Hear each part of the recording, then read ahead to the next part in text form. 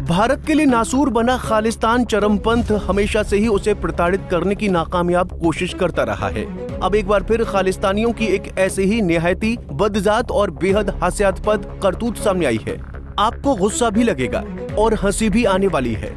भारत के कड़े विरोध के बाद काफी समय तक शांत रहने के बाद अब एक बार फिर कनाडा के सरे में खालिस्तानी गतिविधियां सिर उठाने लगी हैं। यहाँ हो रहे संगठन की आतंकी गतिविधियों पर भारतीय एजेंसियों की पैनी नजर है। ताजा घटनाक्रम में खालिस्तानी विचारधारा से जुड़े कट्टरपंथियों ने कनाडा के सरे में रिपब्लिक ऑफ खालिस्तान के नाम से एक फर्जी दूतावास बना लिया है। सरे में खुलेआम खालिस्तानी भारत सरकार की तरफ से आतंकी घोषित हरदीप सिंह निज्जर का समर्थन कर रहे हैं। इन आतंकियों ने इस फर्जी दूतावास पर खालिस्तानी आतंकी निज्जर के पोस्टर तक लगा दिए हैं। ये घटना उस समय सामने आई जब खालिस्तानी संगठन सिख फॉर जस्टिस ने आने वाले दिनों में एक और कथित सिख जनमत संग्रह की घोषणा की है। सुरक्षा एजेंसियों को आशंका है कि इससे न सिर्फ भारत विरोधी माहौल भड़काया जा रहा है, बल्कि विदेशी जमीन का इस्तेमाल भारत की संप्रभुता को चुनौती देने के लिए किया जा रहा है।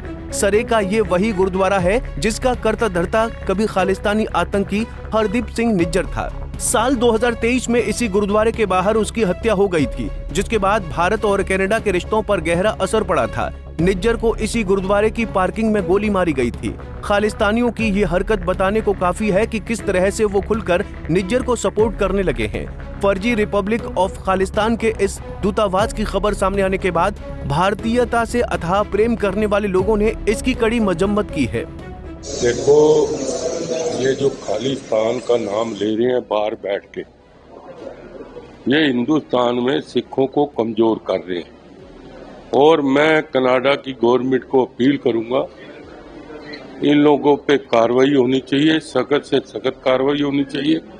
और मैं विदेश मंत्रालय के मंत्री जयशंकर जी को कहूंगा कि इस पे पूरा एक्शन होना चाहिए, क्योंकि ये लोग सिख समाज को बदनाम करना चाहते हैं। है कितने हैं, गिनती के भी नहीं है, लेकिन वो कुछ ना कुछ करते रहते हैं कि सिख जो है हिंदुस्तान में कमजोर। देखिए, वो तो खुद जो मर्जी बनाए, वो तो देखो वहाँ इसकी इजाजत है, आप कुछ भी कह सकते हो, बोल सकते हो, और वहाँ बहुत ज्यादा फ्रीडम है इस बात की, तो वो बनाए। उसमें कोई लीगल तो सिस्टम है नहीं, ना तो वर्ल्ड वाइड कोई कंट्री का सिस्टम है, ना कोई वर्ल्ड वाइड ऐसा कोई उसको ऊपर मान्यता है। तो वो तो एक जो कह सकते हो न्यूज है। लेकिन जिस तरह से बनाया गया है, क्या चिंता की बात नहीं है देश के लिए? लेकिन ये तो हमारी गवर्नमेंट को कनाडा गवर्नमेंट के साथ उठाना चाहिए, क्योंकि वो लोग जिन्होंने इंडिया में तो आना नहीं है, वहां बैठकर देश को बांटने की बात करते हैं, वो गलत है। इतना ही नहीं, इस घटना के दूसरे ही दिन कनाडा में भी इसका तगड़ा विरोध देखने को मिला है। सरे में मौजूद एक स्थानीय रेडियो स्टेशन ने ब्रिटिश कोलंबिया के प्रांतीय नेताओं और कनाडा के प्रधानमंत्री मार्क कार्नी दोनों को कड़े शब्दों में एक पत्र लिखा।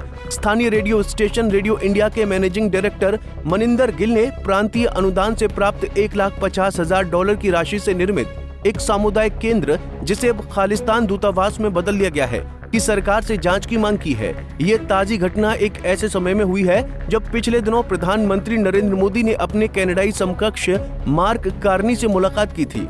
दोनों नेता हाल ही में कनाडा में हुए G7 शिखर सम्मेलन में मिले थे और दोनों के बीच कई मसलों पर अहम वार्ता हुई थी। लेकिन क्या ये वार्ता विफल रही या कनाडाई पीएम पीछे से कोई साजिश रच रहे हैं? सरे के गुरुद्वारे में जो सभी के लिए खुला है, वो अचानक से रिपब्लिक ऑफ खालिस्तान का बोर्ड नजर आना क्या ये नहीं बता रहा है कि कनाडा खालिस्तानी अलगाववाद को प्रायोजित करते हुए पकड़ा गया है?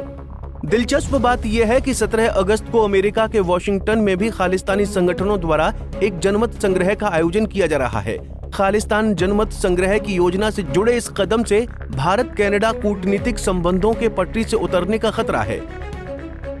Bureau report, Punjab Kesari TV. हमसे जुड़े रहने के लिए हमारे YouTube चैनल को सब्सक्राइब करें और नई वीडियो की नोटिफिकेशन के लिए बेल आइकॉन को दबाएं।